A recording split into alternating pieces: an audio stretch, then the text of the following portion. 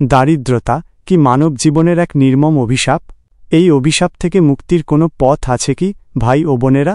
আসসালামু আলাইকুম ওয়ারাহমাতুল্লাহ। প্রিয় দর্শক, দারিদ্রতা এক জঘন্য অভিশাপ।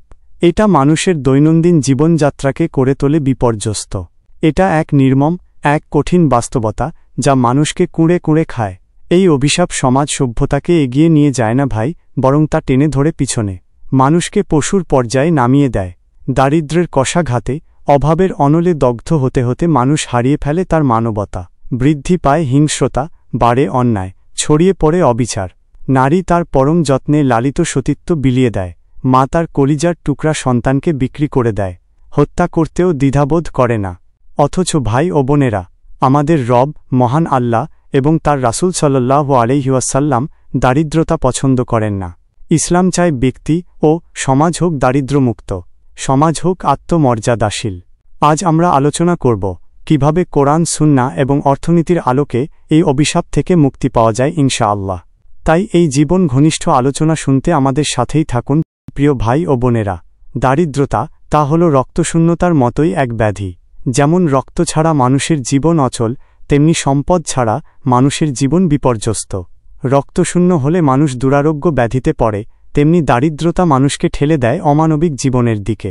এটা কেবল আয় বা টাকার অভাব নয় ভাই ও বোনেরা, এটা এক সামাজিক, সাংস্কৃতিক ও মানবিক ব্যাধি যা মানুষকে তার মৌলিক অধিকার থেকে বঞ্চিত করে দেয়। সমাজের উপর তৈরি করে ঘৃণা ও অবিশ্বাস। অর্থনীতির ভাষায় দারিদ্রতা একটি অবস্থা যেখানে মানুষ তার ন্যূনতম জীবনধারণের সামর্থ্য হারিয়ে ফেলে। থাকে না শিক্ষা, না স্বাস্থ্য, না বাসস্থান, না মর্যাদা। এটি কেবল অর্থনৈতিক সমস্যা নয়, এটি আত্মবিশ্বাস ধ্বংস করে, সম্ভাবনার মৃত্যু ঘটায়। হে মুসলিম ভাই ও বোনেরা, আজ আমরা আলোচনা করব এক গভীর বাস্তবতা নিয়ে, দারিদ্রতা। আল্লাহর কসম, দারিদ্রতা এমন এক পরীক্ষা যা মানুষের জীবনকে একাধিক দিক থেকে আঘাত করে, ধ্বংস করে তার স্বপ্ন, তার আশা, তার সম্ভাবনা। শিক্ষা ও মানবিক উন্নয়ন। দারিদ্রতার কারণে অসংখ্য শিশু স্কুলে যেতে পারে না, কেউ বই কিনতে পারে না, কেউ খাওয়ার খরচ সামলে শিক্ষার খরচ চালাতে পারে না। আর এই শিশুরাই ভবিষ্যতে দেশের কর্ণধার। তারা যদি শিক্ষা না পায়, তারা কিভাবে আলোর পথে হাঁটবে? এই বঞ্চনার চক্র থেমে থাকে না। এই শিশুরা বড় হয়ে যায় অন্ধকার ভবিষ্যতের দিকে। না থাকে চাকরি, না থাকে সম্মান, না থাকে উন্নতির পথ। স্বাস্থ্য ও পুষ্টি। দারিদ্রতা কেড়ে নেয় মানুষ থেকে সুস্থ থাকার অধিকার। পুষ্টিকর খাবার, মানসম্মত চিকিৎসা, এই সব যেন তাদের কাছে স্বপ্ন মাত্র। একটি শিশু যখন ক্ষুধায় ঘুমায়, একটি মা যখন অসুখে কাতর হয়ে শুধু আল্লাহর দিকে তাকিয়ে থাকে, তখন কিভাবে সে এগিয়ে যাবে? সামাজিক বিচ্ছিন্নতা ও মানসিক প্রভাব। দারিদ্র্য শুধু শরীরকে ক্লান্ত করে না, মনকেও ভেঙে ফেলে। মানুষ হয়ে পড়ে সমাজের বোঝা, অবহেলিত হয়, উপহাসের পাত্র হয়। তাদের আত্মবিশ্বাস ভেঙে যায়। হতাশা, বিষণ্ণতা, এমনকি আত্মহত্যার মতো ভয়ঙ্কর প্রবণতা জন্ম নেয়। কারণ তারা নিজের কোনো ভবিষ্যৎ দেখতে পায় না, জীবনকে অসহায় মনে করে। আর সমাজ তাদের স্বীকৃতি দেয় না, মর্যাদা দেয় না, বরং তাদেরকে করে তোলে একা, নিঃসঙ্গ। এভাবেই দারিদ্র্য এক মানুষকে শুধু ক্ষুধার নয়, সম্মানহীন এক জীবনে ফেলে দেয়। অপরাধ ও সহিংসতা। হে ভাই ও বোনেরা, একাধিক গবেষণায় দেখা গেছে যেখানে দারিদ্র্য বেশি, সেখানে অপরাধের হারও বেশি। কেন? কারণ অভাব, অনটন এবং মানবিক সংকট মানুষের ভিতরে জন্ম দেয় হতাশা, ক্ষোভ এবং চরমপন্থা। ফলে মানুষ চুরি করে, মাদকদ্রব্যে জড়ায় কিংবা সহিংসতায় লিপ্ত হয়। যেখানে ক্ষুধা থাকে, সেখানে ন্যায় বিচার কষ্টকর হয়। এই বাস্তবতাকে অস্বীকার করার সুযোগ নেই। ইসলামে দারিদ্রতার অবস্থান। প্রিয় ভাই ও বোনেরা, একবার আমাদের সমাজের দিকে ভালো করে তাকান। আজ আমাদের দেশে মোট দরিদ্র মানুষের সংখ্যা শতকরা 31%, আর অতি দরিদ্র তারা শতকরা 17%। কিন্তু এ দেশ তো সম্ভাবনার দেশ। বাংলাদেশ তো এক অপার সম্ভাবনায় ভরপুর ভূমি। প্রাকৃতিক সম্পদে, মানব সম্পদে পরিপূর্ণ এই দেশকে বিশ্বের পর্যটক, বিশেষজ্ঞ ও গবেষকরা প্রশংসায় ভরিয়ে দিয়েছেন। তাহলে প্রশ্ন আসে, আমরা কি সত্যিই দরিদ্র? না, হে ভাই ও বোনেরা, আমরা দরিদ্র নই, আমাদেরকে দরিদ্র করে রাখা হয়েছে। ইসলাম পরিপন্থী অর্থব্যবস্থা, সুদভিত্তিক লেনদেন, অসৎ প্রশাসন অন্যায় কর্মকাণ্ড এই সবই আমাদের দারিদ্র্যের দিকে ঠেলে দিয়েছে। ইসলাম ও দারিদ্রতা একসাথে চলতে পারে না। যেমন সত্য ও মিথ্যার মধ্যে দ্বন্দ্ব চিরন্তন, তেমনি ইসলাম ও দারিদ্রতাও দুটি বিপরীত মেরু। ইসলাম এমন এক জীবন ব্যবস্থা যেখানে দারিদ্র্যকে কুফরের কাছাকাছি বলা হয়েছে, কারণ দারিদ্র্য মানুষকে ঈমান হারানোর দিকে ঠেলে দিতে পারে। ইসলাম আমাদের শিক্ষা দেয়, দান করো, জাকাত দাও, সাদাকা দাও, হজ করো। এসব কিছুই সম্ভব তখনই যখন তুমি সম্পদশালী হবে, নিসাব পরিমাণ ধন সম্পদের মালিক হবে। তাই তো আল্লাহ সুবহানাহু ওয়া তাআলা কোরআনে ইরশাদ করেন, আল্লাহ তোমাকে যে সম্পদ দিয়েছেন তা দিয়ে আখিরাতের ঘর তৈরি করো, তবে দুনিয়া থেকেও নিজের অংশ ভুলে যেও না।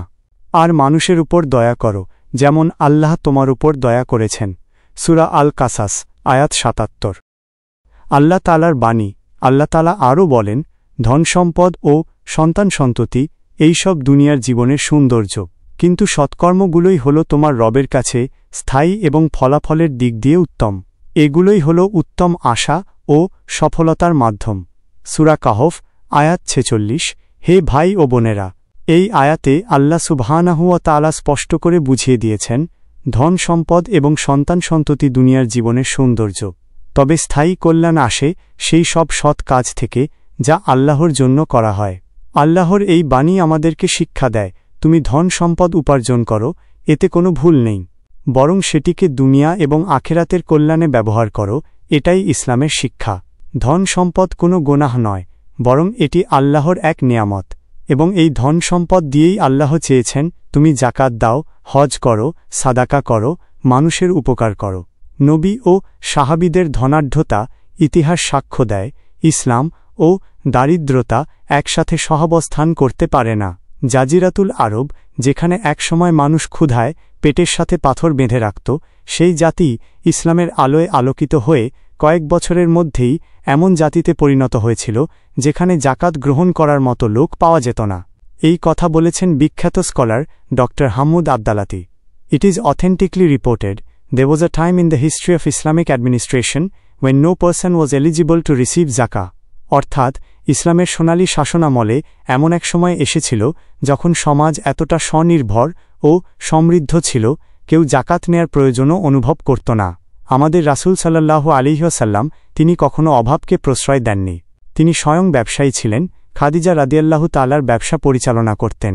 তিনি চেয়েছেন উম্মত হবে স্বাবলম্বী, দাতা, উদার, আর্থিকভাবে স্বাধীন। আশারায়ে মুবাশশারা, যারা দুনিয়াতে জান্নাতের সুসংবাদ পেয়েছেন, সেই ১০ জন সাহাবীর অধিকাংশই ছিলেন ধনী। তারা ছিলেন দানশীল, সহানুভূতিশীল এবং সর্বোচ্চ পর্যায়ের দৃষ্টান্ত। অতএব হে মুসলিম উম্মা, দারিদ্রতা তোমার কপালে লেখা নয়। তুমি সাহাবীদের অনুসরণ করো, রাসূলের আদর্শকে ধরো, আল্লাহর দিন প্রতিষ্ঠা করো, দেখবে এই পৃথিবীই তোমার হবে, আখিরাতও তোমার হবে। প্রিয় মুসলিম ভাই ও বোনেরা, তোমরা কি জানো, আমাদের সাহাবায়ে কেরামের মধ্যে অনেকেই ছিলেন দানশীল, ধনাঢ্য, সফল ব্যবসায়ী। তাদের জীবনের লক্ষ্য ছিল ধনসম্পদ উপার্জন করে আল্লাহর পথে ব্যয় করা।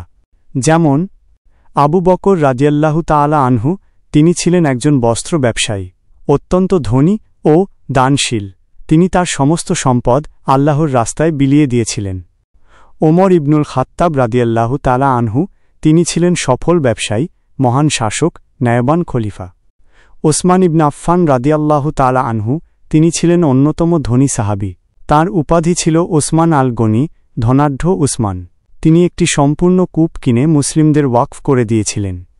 আব্দুর রহমান ইবনে আউফ রাদিয়াল্লাহু তাআলা আনহু, তিনি ছিলেন একজন বিশাল ব্যবসায়ী, উদ্যোগতা এবং ধনকুবের। কথিত আছে তার ব্যবসার কাফেলার ধোঁয়া মদিনার আকাশ ঢেকে ফেলত। অথচ আজ এক শ্রেণীর মানুষ শ্রমবিমুখতা, সন্ন্যাসবৃত্তি এবং দারিদ্র্যকে ধর্মের অংশ ভেবে বসে আছেন। তারা বলেন, দারিদ্র্য আমার অহংকার। এই কথাটির পেছনে এমন একটি বানোয়াট ও জাল হাদিসকে আধার বানিয়ে ফেলেছে যার ইসলামিক সারই ভিত্তি নেই। এরা ভুলে যায়, যারা আল্লাহর বিধান থেকে মুখ ফিরিয়ে নেয়, আল্লাহ তাদের জীবনে নামিয়ে আনেন সংকট, দুঃখ, কষ্ট ও দারিদ্র্য। কোরআনে আল্লাহ তাআলা বলেন, যে আমার স্মরণ ও বিধান থেকে মুখ ফিরিয়ে নেবে, আমি তার জীবন করব সংকুচিত, আর কিয়ামতের দিন তাকে আমি অন্ধ অবস্থায় উঠাব। সূরা তোহা আয়াত ১২৪। রাসূল সাল্লাল্লাহু আলাইহি ওয়াসাল্লাম কি দোয়া করতেন জানো? হে আল্লাহ, আমি আপনার কাছে আশ্রয় চাই দারিদ্র্য থেকে, আপনার রহমত থেকে বঞ্চিত হওয়া থেকে, এবং আমি আশ্রয় চাই অপমানিত হওয়া, জুলুম করা ও অত্যাচারিত হওয়া থেকে। সহিহ মুসলিম। এই দোয়া আমাদের শিক্ষা দেয় দারিদ্র্য কামনা করা নয়, বরং আল্লাহর নিকট থেকে তা থেকে রক্ষা পাওয়াই নবীজির সুন্নাহ। অতএব হে মুসলমান, দারিদ্র্যকে ধর্মের অংশ মনে করা ইসলামের শিক্ষা নয়। ধন সম্পদকে আল্লাহর পথে ব্যয় করো, তাহলে সেটাই হবে তোমার জান্নাতের পাথেয়। সম্মানিত মুসলিম ভাই ও বোনেরা, আসুন দেখি কুরআন, হাদিস এবং নবীজি সাল্লাল্লাহু আলাইহি ওয়াসাল্লাম ও তাঁর সাহাবায়ে কেরামের জীবনী কি শিক্ষা দেয়। তারা কখনো দারিদ্র্যকে উৎসাহ দেননি। তারা ইসলামী রাষ্ট্র গঠন করে এমন সমাজ কায়েম করেছিলেন যেখানে জাকাত নেয়ার মতো গরিবও খুঁজে পাওয়া যেত না। প্রশ্ন হল, আজ আমাদের সমাজে গরিব এত বেশি কেন? আর আমরা কিভাবে দারিদ্র্য থেকে মুক্তি পেতে পারি? দারিদ্র্য দূর করার উপায় কি?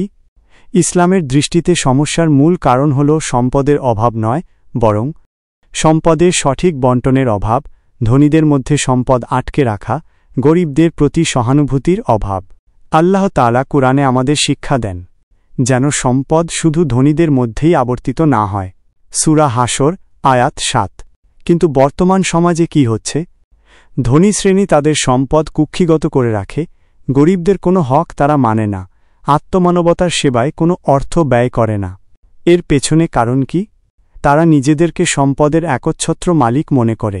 এই ভুল মালিকানার ধারণা থেকেই জন্ম হয় স্বেচ্ছাচারিতা, শোষণ, অবিচার এবং একজন মানুষ যেন একজন স্বয়ংসম্পূর্ণ রাজা। অথচ ইসলাম বলে আসল মালিক একমাত্র আল্লাহ। আল্লাহ বলেন, আকাশ ও পৃথিবীর সকল কিছুই আল্লাহর। তোমরা যা কিছু ব্যয় কর, তিনি তার খবর রাখেন। সূরা আল হাদিদ আয়াত ২৪। তাই ইসলাম মানব সমাজে সম্পদের ভারসাম্যপূর্ণ বণ্টন চায়। জাকাত, সাদাকা, উশরের বিধান, ওয়ারিশ বণ্টনের নিয়ম এবং পরোপকার সবই ধনীদের মধ্যে থেকে সম্পদ ছড়িয়ে দেওয়ার ইসলামী উপায়। হে ধনীরা, তোমরা যদি তোমার ধনসম্পদ আল্লাহর পথে ব্যয় না করো, তবে মনে রেখো, এই ধনেই কিয়ামতের দিন আগুনের শিকল হয়ে গলায় পরানো হবে। আল্লাহ রাব্বুল আলামিন ঘোষণা করেন, আসমান ও জমিনে যা কিছু আছে সবকিছুই একমাত্র আল্লাহর মালিকানাধীন। হে মানবজাতি, এ বিশ্বাসই আমাদের মনে সৃষ্টি করে এক গভীর জবাবদিহিতার চেতনা। এই চেতনা মানুষকে উদ্বুদ্ধ করে বিনয়ী হতে, সমাজে দারিদ্র্য বিমোচনে এগিয়ে আসতে এবং নিজেদের সম্পদ আল্লাহর পথে ব্যয় করতে। কিন্তু ভাই ও বোনেরা, শুধু দান করলেই সব নয়। ব্যক্তিগত প্রচেষ্টা এটিও সমানভাবে গুরুত্বপূর্ণ। ইংরেজিতে একটি প্রবাদ আছে, ডিলিজেন্স ইজ দ্য কি টু সাকসেস, অর্থাৎ পরিশ্রমী সৌভাগ্যের প্রসূতি। পক্ষান্তরে শ্রম বিমুখতা এটাই দারিদ্র্যের মূল কারণ। শ্রমই হল দারিদ্র্য বিমোচনের প্রথম হাতিয়ার এবং ভাগ্য উন্নয়নের প্রধান মাধ্যম। কিন্তু হায়, অধিকাংশ মানুষ আজ অলস, আরামপ্রিয়। তারা কাজ করতে লজ্জাবোধ করে, ফলে আজও আমরা দারিদ্র্যের জাঁতাকলে নিষ্পেষিত। অথচ ইসলাম শ্রমবিমুক্তাকে পছন্দ করে না।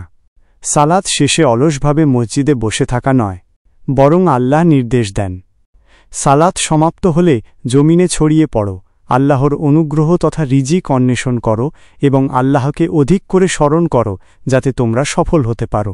তাই ধনী ব্যক্তিদের কর্তব্য সমাজের গরিবদের পাশে দাঁড়ানো, আর গরিবদের উচিত নিজের মেধা, শ্রম ও শক্তি কাজে লাগিয়ে দারিদ্র্য থেকে মুক্তি পাওয়ার চেষ্টা করা।